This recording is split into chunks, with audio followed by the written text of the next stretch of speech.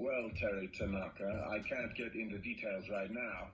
Let's just say I felt I was ready to retire from piloting deep-sea submersibles so I could spend more time researching prehistoric species like the megalodon.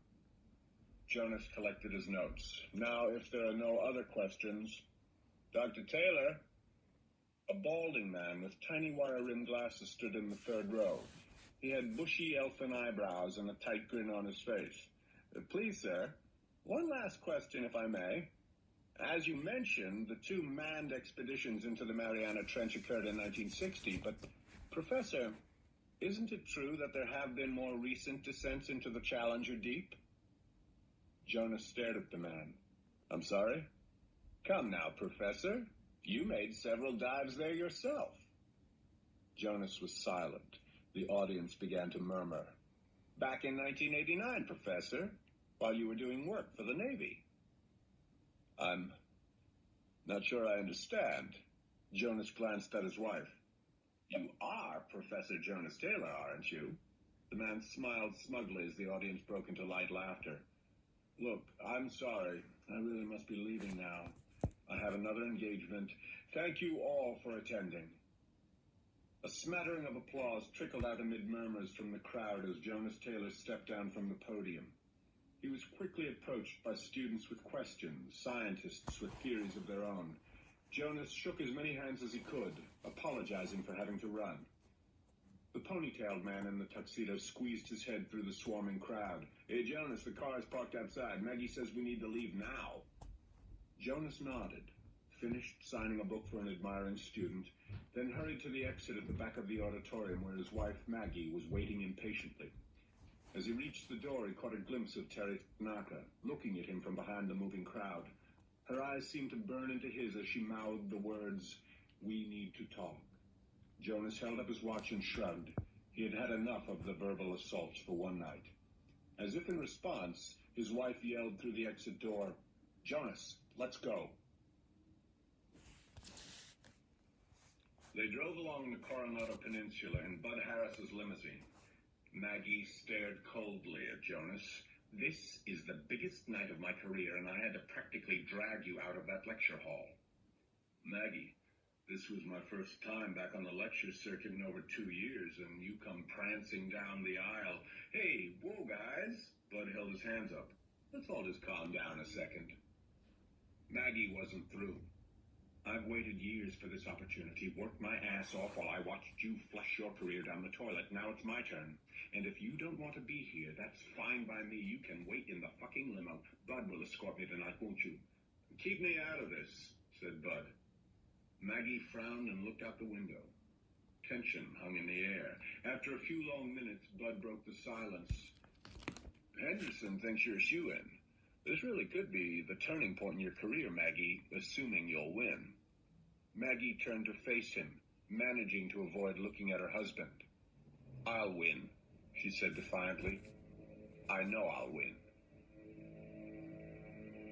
Jonas Taylor had met Maggie almost 9 years earlier in Massachusetts, while he trained as a deep-sea pilot at the Woods Hole Oceanographic Institute.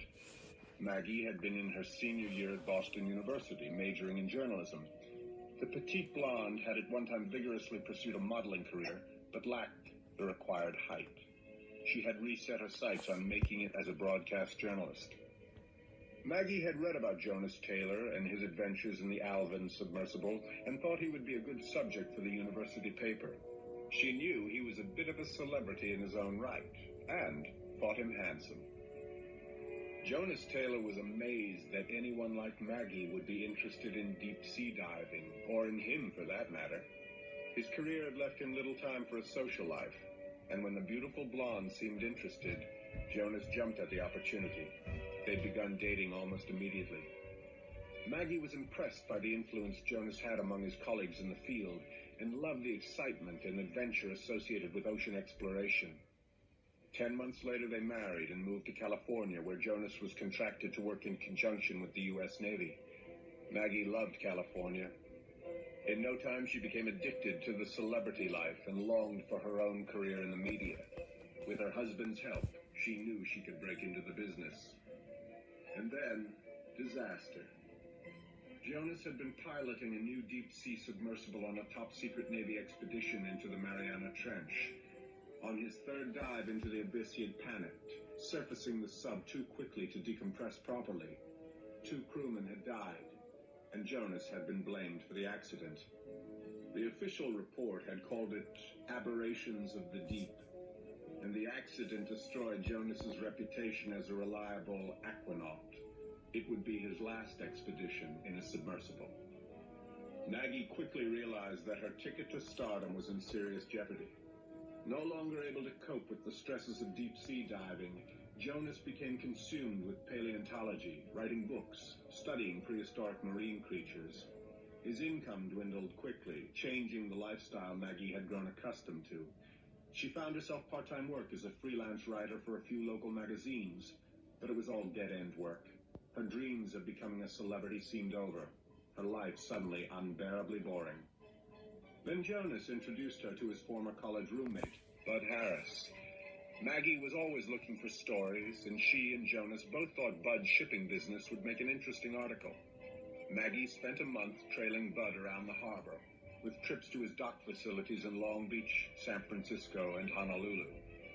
The article she wrote became a cover story and made a local celebrity of the wild and woolly millionaire. His San Diego charter business boomed. Not one to forget a favor, Bud helped Maggie get a television reporting job with a local station. Now she was becoming a local celebrity. Bud climbed out of the limo, held a hand out for Maggie.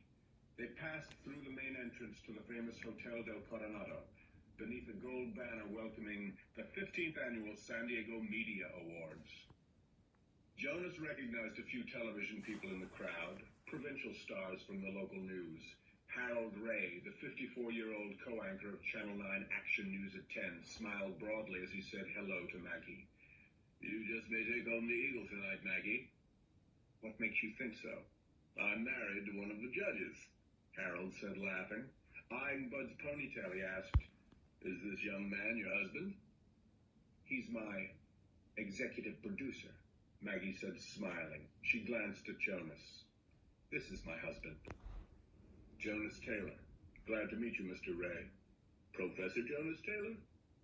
"Yes. Didn't we do a piece on you a couple of years ago? Something about dinosaur bones in the Salton Sea?" "You may have. There were a lot of news people out there. It was an unusual find." "Excuse me, Jonas," Maggie interrupted. "I'm just dying for a drink. Would you mind?" Bud raised a finger in the air. "A gin and tonic for me, pal." Jonas looked at Harold Ray. "Nothing for me, Professor. I'm a presenter tonight." Jonas made his way to the bar. The air was humid in the windowless ballroom, and Jonas's wool jacket felt prickly and hot. He asked for a beer, a glass of champagne for Maggie, and a gin and tonic. The bartender pulled a bottle of Carta Blanca out of the ice. Jonas cooled his forehead with it and took a long draft. He looked back at Maggie, who was still laughing with Bud and Harold. "Would you like another beer, sir?" The drinks were ready. Jonas looked at his bottle and realized that he had emptied it. "I'll have one of those," he said, pointing at the gin. "Me too," a voice said behind him. "With a lime." Jonas turned. It was the balding man with the bushy eyebrows. He peered over his wire-rimmed bifocals with the same tight grin on his face. "Fancy meeting you here, Doctor." Jonas regarded him suspiciously. "Did you follow me here?" "Heavens, no," the man replied, scooping up a handful of almonds from the bar. He gestured vaguely at the room. "I'm in the media." He put out his hand. "David Adeshek, with Science Journal." Jonas shook his hand warily. "I enjoyed your lecture tremendously. Fascinating about the mega... What did you call it?" Jonas sipped his drink, eyeing the reporter. "What is it you want, mister?" The man finished a mouthful of almonds and took a swig of his drink. "I was given to understand that 7 years ago you made some dives for the Navy in the Mariana Trench. Is that true?" "Maybe it is, maybe it isn't. Why do you want to know?" "Rumor has it the Navy was looking for a site to bury radioactive waste from an aging nuclear weapons program.